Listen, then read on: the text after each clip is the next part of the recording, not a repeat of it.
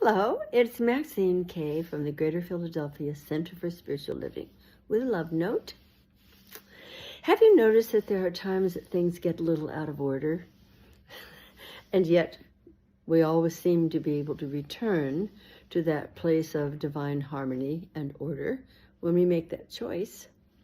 Because underlying everything is God's harmony, support, love, wisdom, guidance. So it's possible to return to a state of wholeness. If we've had a little cold, we come back. I love the word homeostasis.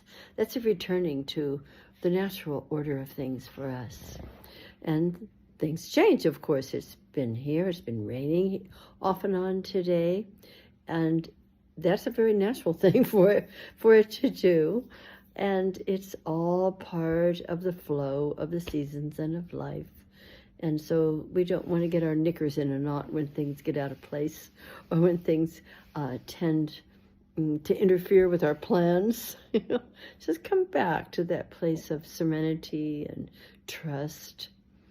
Have you ever noticed that once in a while, maybe your desk gets a little messy? Or some other place, some area in your home, closets and drawers. And again, all we need to do is align ourselves with a sense of that divine order. And it's been said that order is heaven's first law. Oh, I kind of like that.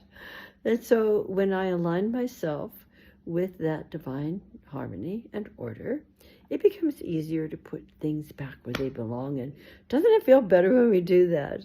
So things change. We have a little cold, we get well. We have some rain, it stops. Things get a little messy, we get them in order again. Let's just flow with life and give thanks for our ability to return often to the awareness that God is still in charge. Much love to you. Hope to see you soon. Bye for now.